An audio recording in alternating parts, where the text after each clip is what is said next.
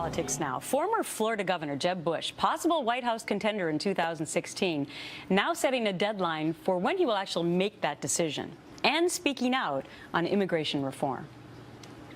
Someone who comes to our country because they couldn't come legally, yes, they broke the law, but it's not a felony.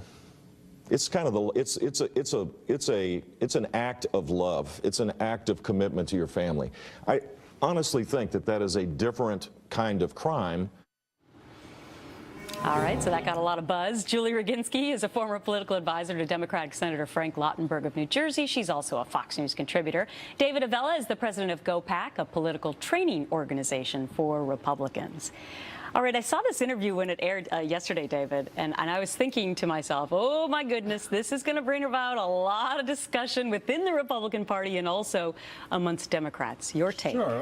Look, the governor's comment is certainly provocative, but that clip included didn't give the full context of the governor's remarks, because he went on to say that a price must be paid for those who come here illegally. Mm-hmm. The governor's approach really gives our party an opportunity to start having a discussion with the country about a realistic, workable immigration system that includes ideas like getting rid of diversity visas, making family visas about spouses and minor children only, not extended family. Yeah, but every time, David, that the Republican Party starts having an immigration discussion, parts of the party get angry about it. And we saw what happened to Marco Rubio last year, right, Julie? I mean, he started talking about it. He would know. His family came here from, from Cuba, and yet he stopped talking about it. So what does this mean? He did, and it's a shame because there was a Gang of Eight bill, the Republicans and Democrats, bipartisan, Senator Menendez of New Jersey, Marco Rubio of Florida, a bunch of really high-profile politicians on both sides got together to try to pass comprehensive immigration reform, and unfortunately it got scuttled by some elements of the Republican Party that saw it as amnesty. Now, listen, I'm not in the business of giving advice to my Republican friends, but I will in this one.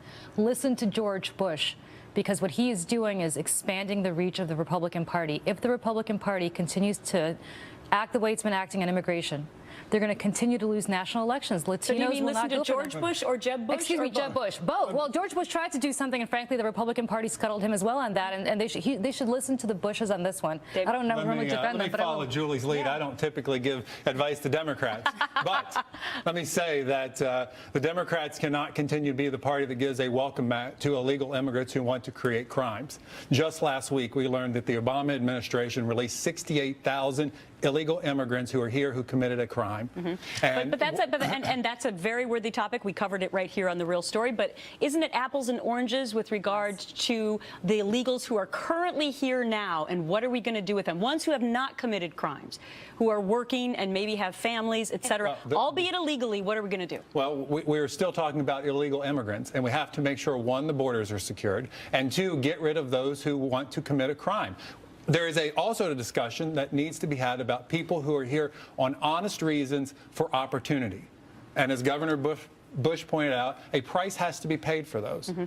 Is there anything to the sense, Julie, that maybe Jeb Bush is saying these things? I mean, he's been very consistent on where he stands on immigration, but saying it now because in case he decides to run for president, it will have been covered and out there before it becomes an issue? Look, it's a smart thing to do because he is getting it out now so that before we get to the primaries, before people start. And I think he's using this as a test case to really see how the reaction from the party is going to be.